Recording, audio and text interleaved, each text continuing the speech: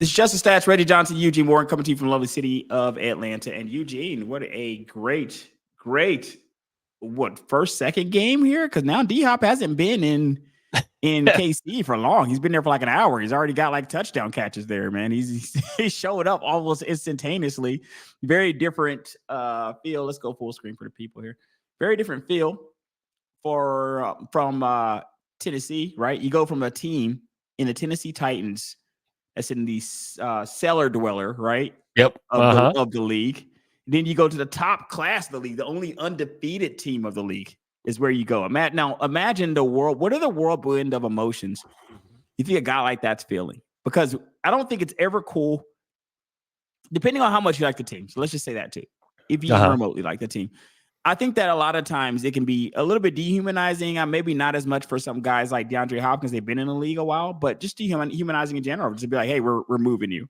Like you're gone. Like, I know your kids are in school here and everything you're doing here is great. See you later, buddy. See you later. I feel like some of that's got to be hard. But then on the other hand, I'm going to a winning team with a chance to win a ring at my age. Right. How can you not be excited about that? What are your thoughts on that?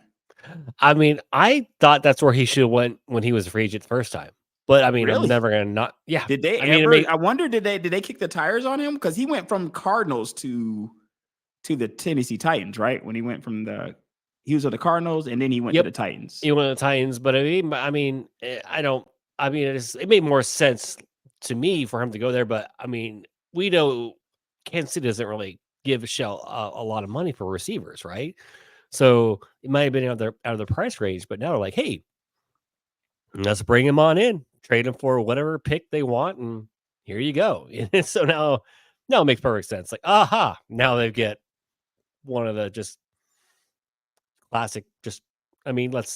He's not a wide receiver one anymore, but he's not like he's like. I mean, he's borderline Hall of Famer though. He's a borderline he's borderline Hall of Famer, and it's you can't play with borderline Hall of Famers, because they are still borderline Hall of Famers. Like at the end of the day, no matter what you think about them, if you can't take them lightly when they're out there, they're borderline Hall of Famers. You kind of have to respect it because at the end of the day, you saw what happened. He can casually go out there and score the ball. And casually go out there, still run the routes, still look good to me. Oh yeah, he's always had great hands. Always had great hands, and it was funny. Right before he had left the Cardinals, I think there was because I remember I drafted him in fantasy. I just stuck him on my bench, and I didn't remember. It's a blessed person you are, man. I have him on one of my teams. I did not draft nearly enough of them. Right. So I remember it was right before, and he had I think that was the year he got suspended. So I just stuck him, just kept him, just drafted him one of my last picks. And I remember the last couple of games when he came back, he still had great production. He still gave me some points. So again, he's gonna be. I mean, why not? So I go from Will Levitt's mayonnaise guy to goodness gracious, Mahomes, right? To who's you talking about going to be a Hall of Famer? Let's just face it. Patrick Mahomes could retire tomorrow and be a Hall of Famer. Yeah. He was a Hall of Famer before even playing it down last year. Right. Right. So now it's they lose one of their top wide receivers. Oh, we're just gonna plug in another guy, and that's what it's just the Chiefs. Just what a smart organization. They know what to do. It's they don't panic. They don't hey, in the offseason. What's crazy? They're undefeated. They're an undefeated team. Let's go add a future Hall of Fame wide receiver. Sure, why not? Just so Patrick has another guy, just another a safety blanket DeAndre Hopkins guy that he can throw to. That's what's interesting about that too is as teams we always see players go to the Chiefs, and we always think they're going to be the guys. Oh, it's going to be Sky Moore. They just got Sky Moore now. He's going to just tear the roof off. Oh, Juju Smith-Schuster. They just got Juju now. He's going to tear the roof off with the Chiefs. They seem to get guys and not seem to get it going. The first guy I saw them really get it going with was Rashee Rice. And I'm talking, when I say first guy, I mean after post Tyreek Hill. Yeah. So the first guy post Tyreek Hill to see him really kind of, okay, looks like Pat's got chemistry because Pat is a spread it around guy. He'll throw it around to several different guys. Yeah. But Rashee Rice looked like there was something there. Because Pat was going to him a lot, So it was all right, well, Pat's got a guy. Well, now he gets injured. And we go kind of back to, all right, well, we'll just kind of toss the ball around here. We'll throw the ball to Kelsey 11 times a game or so. We'll just kind of figure that out. But they're still winning games. Even though all these things are happening. You're still winning games. So then you get a guy like Newt added to your squad quality.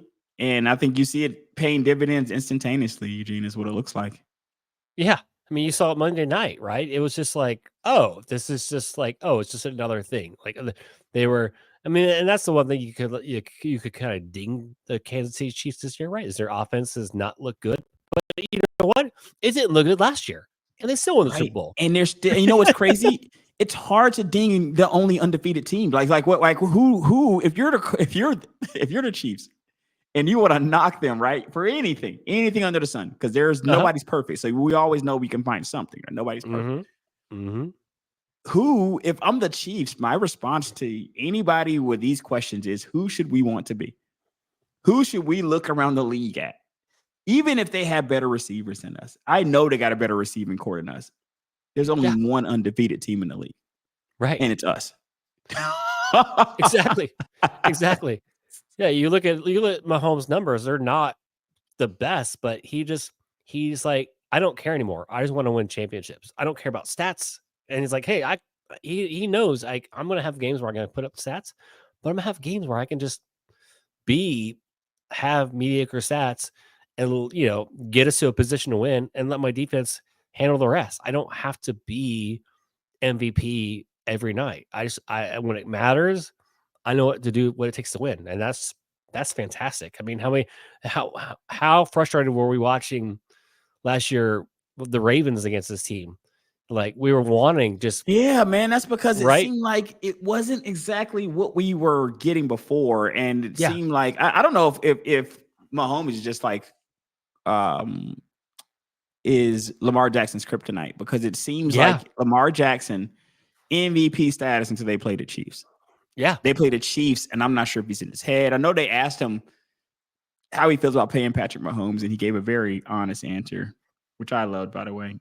They asked him how he feels about paying Patrick Mahomes. He said he hates it because he always loses. I hate playing him. I always lose. You know what I mean? I'm like, that's a very honest answer.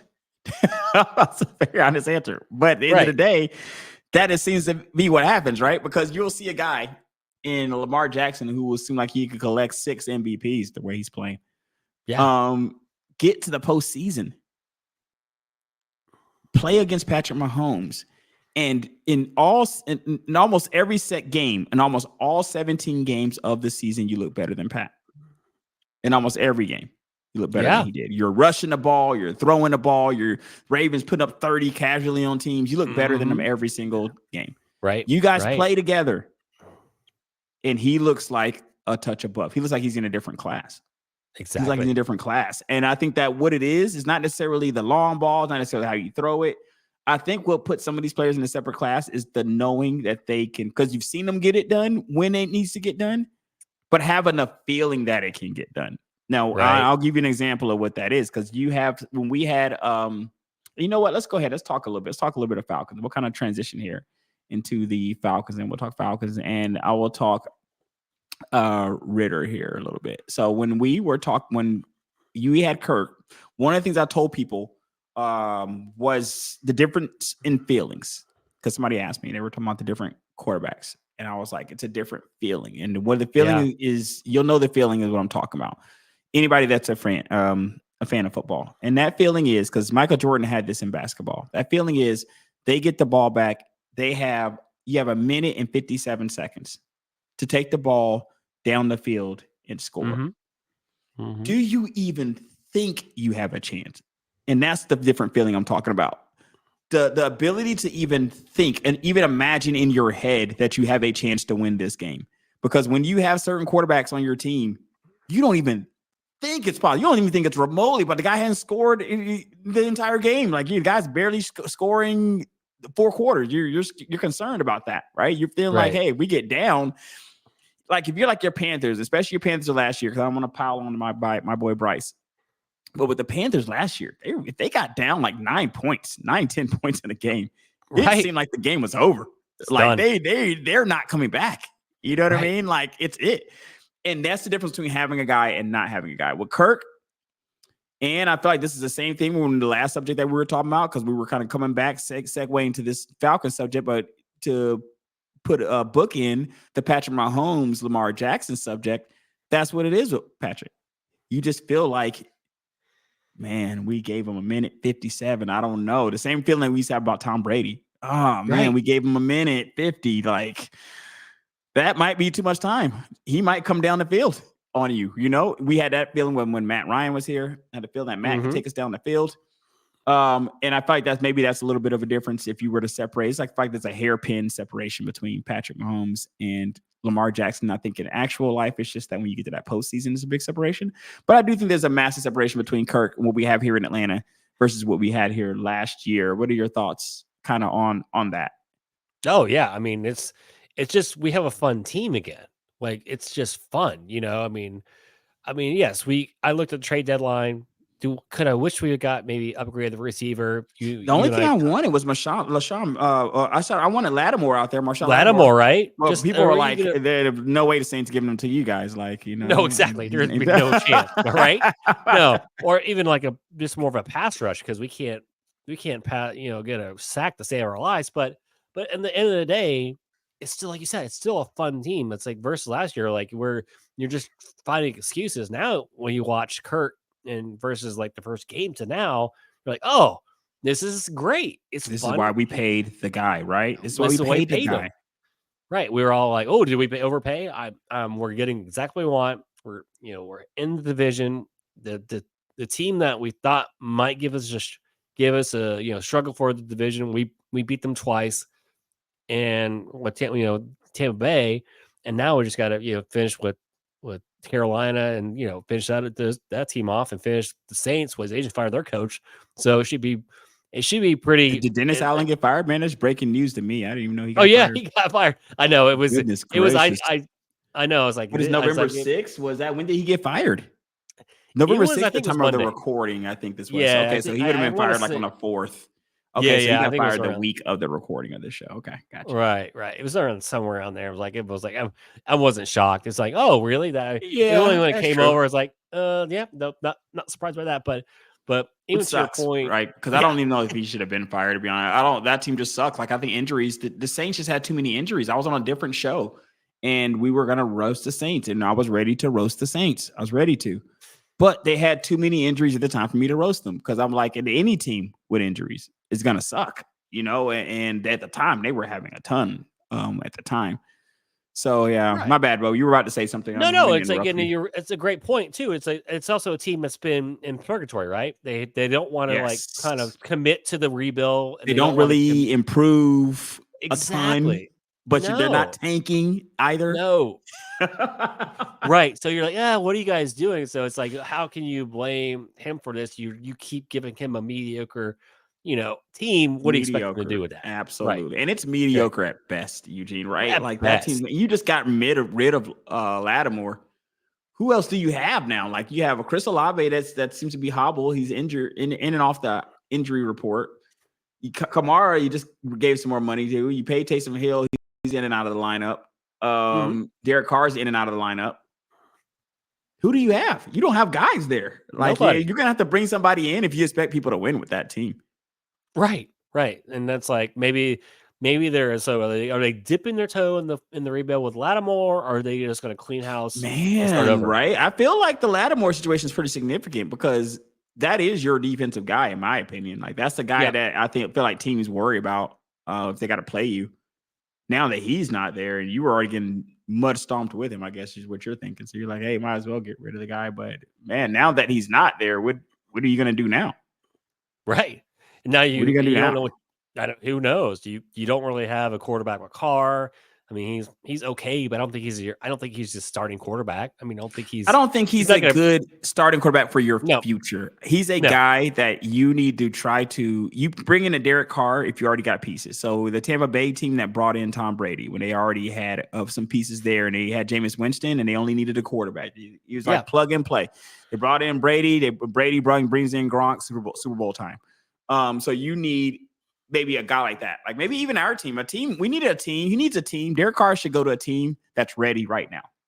Because if you can't necessarily say to yourself, we're going to have a 5-year Derek Carr plan, right? You can't necessarily say it to yourself. And I feel like Derek Carr is serviceable. I don't know if he goes into like the really good guys, but I feel like he's one of the really capable guys. And if you look around the league at teams that have incapable quarterbacks, then you start to envy a guy who's just capable.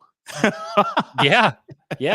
I mean, he's probably like your top end bridge quarterback, right? He's not your low end, he's not your mid, so he's probably your top end bridge quarterback, right? So correct. That's a good way of saying it, because bridge buy you a year to 3 tops on the third year, you know, and I feel like that's kind of his window right there. But you know, enough about the Saints. How do you like how things are going here for ATL? I gotta say, I'm pleasantly surprised. I did think that we would at least get to a winning record with the amount of money we spent for Kirk. I'm thinking like $100 million. You better win at least 3 more games. So I'm thinking 9 wins is a floor. It's kind of like a floor that I had for this year. But a nice ceiling would be, I mean, you get to like what, 12 games? What are we thinking here? I'm right there with you. 9 to 10 wins. I think that's where it's been on. Like they think when it started the season, that's where they're at, where they were projected to be like 9.5 wins. So that's where I think this team is. I think it's a 9 to 10 wins game team. So, and the rest of the schedule, like I said, all they have to do is win 3 more games, and their schedule is shaping up nicely that they could do that and at least get the 9 games and win the division. Because we were at what, 7? Was it 7 wins last year? Yeah. I think it was 7 wins last year, so a 50% improvement if we get to 10, which is what I would be looking for. Let's go ahead and look at this real quick. Let's look at our division standings. So at this time, our division standings, we're first in the division. It looks like all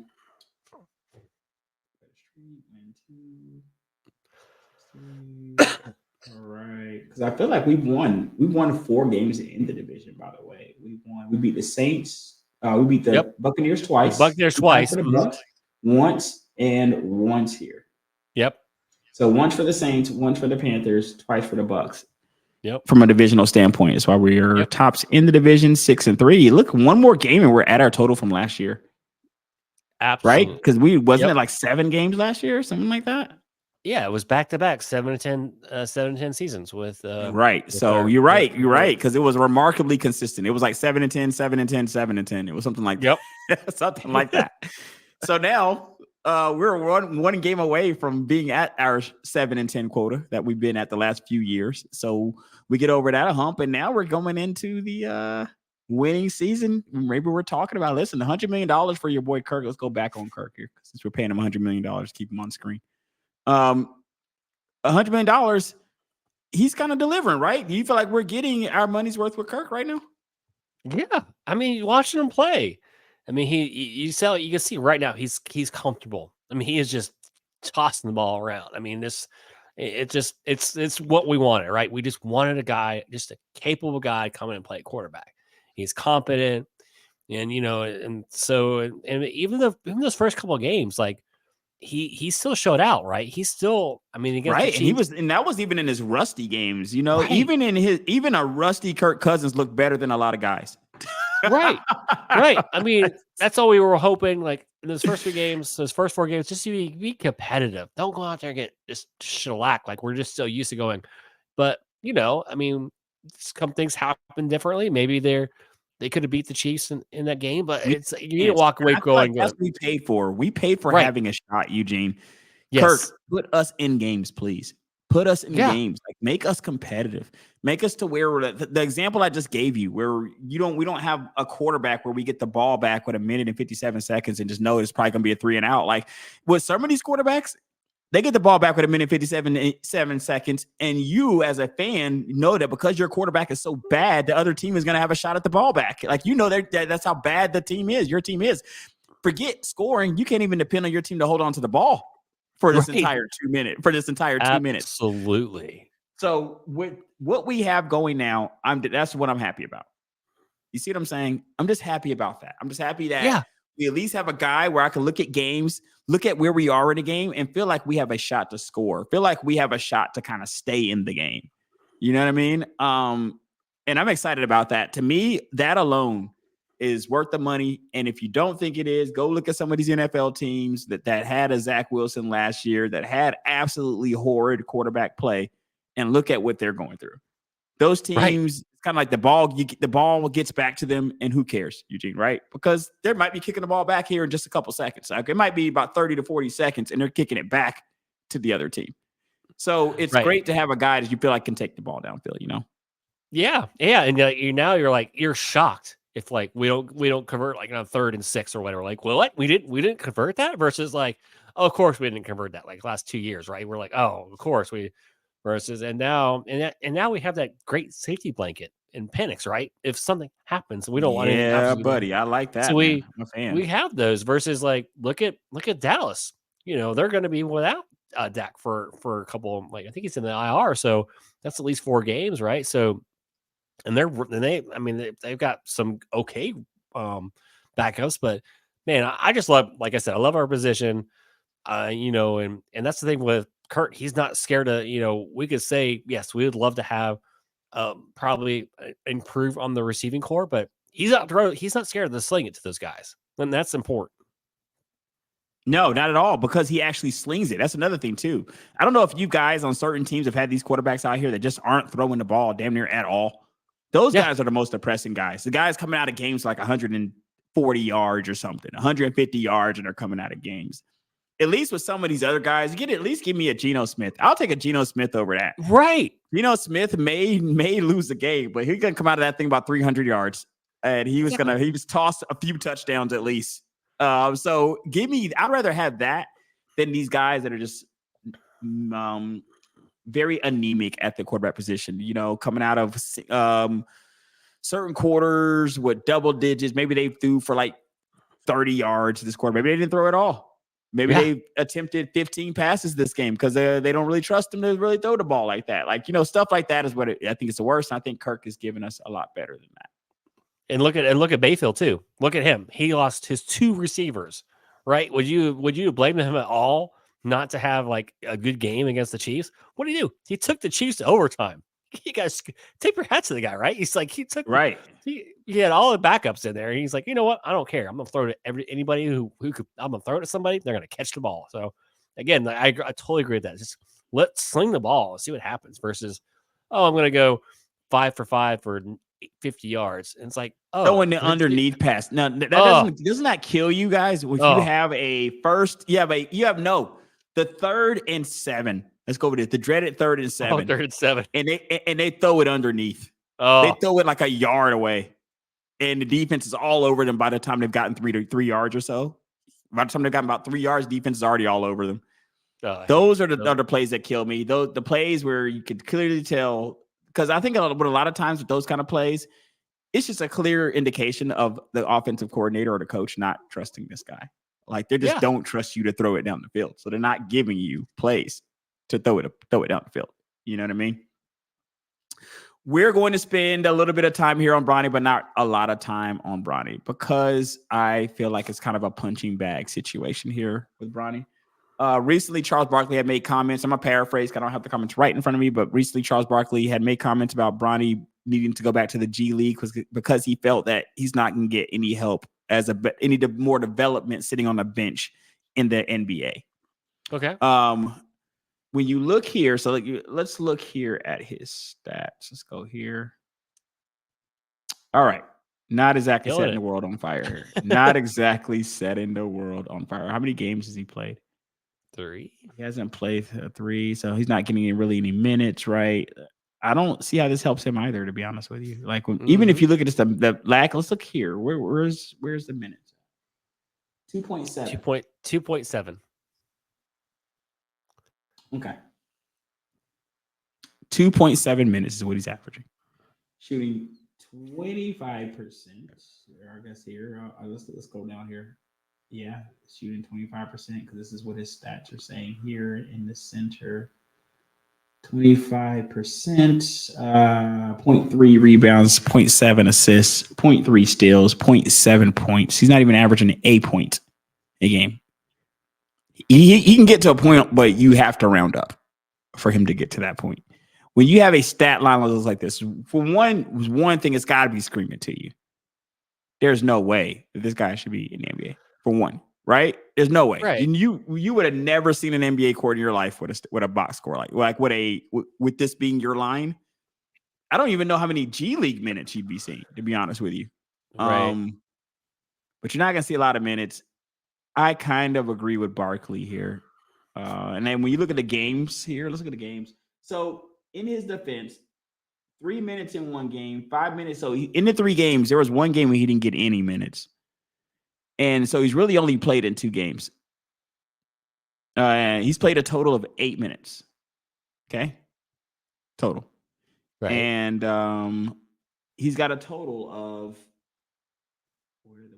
2 points in his 8 minutes. It's not doing it. It's not going to do it for you. What are your thoughts here? Do you kind of agree with Barkley? But I thought where I did agree with Barkley, kind of feel like this is maybe him sitting down would be better than not sitting down, but going to the G League at least would be better for him to work on his game than to be sitting on the bench in the NBA and not really getting that development he needs. And also, guys, I'm going to tell you before I kind of let you do your thing here. Yeah. The reason I hate bringing up Bronny James subjects is because it's not his fault. It's not his fault. Not like you're a kid. You're kid doing what a lot of kids would do. For one, listening to your pops. Of course, you're gonna listen to your pops. Like, you gonna not go to the Lakers? You're gonna not sit on the team? You're gonna not be on the bench? Of course, you're gonna listen to him. So I don't necessarily blame Bronny, but I do think that as he continues to get older and mature, then the blame probably will be more on him. If he goes into 23, 24, because right now his kid's only 20, right? If he goes into like 20, and he just turned 20, so he was 19. Kid just turned 20 in October, about roughly a month ago, October 6th. So, I mean, it's not necessarily his fault, but as long as the stats show up like this, I believe he's going to continue, unfairly or not, to get a lot of the blame. What are your thoughts here? Well, I thought the whole idea was for him to like do the whole ceremonial come in the game with his dad the first game, and I thought that was going to be there and get him back out here, get him back down here to the G League real quick. Come have a cup of coffee, get back down. Have the cool moment with your dad. First game of the season. Who cares? Right, game 1. Come out, play a couple minutes. Correct.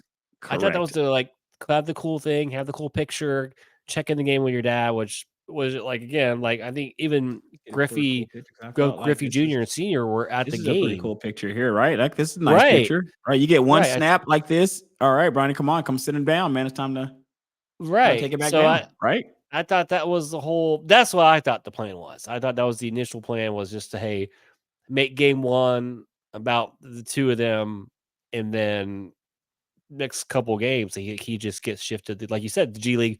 And like I said, work on those skills because we don't know what he's going to be. I mean, it's like you can't really. You're not going to know what he's going to be until you get him into, like you said, the G League. Let him see what he's going to be. Is he going to be a future G Leaguer? Is he going to be an overseas player? Is he going to be an NBA player? But like you said, that's a great point. You're not going to know until you get him into that G League position where he has more time to play and develop his skill. So I agree.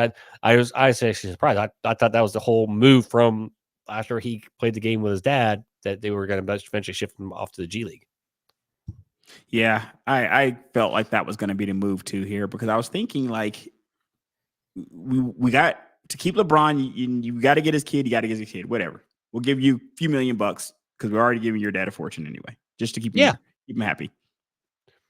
Once we get our photos, everything's nice. Maybe you get some framed. Maybe you get some for mom. Shoot some to Savannah there. Maybe something she likes. Mm-hmm.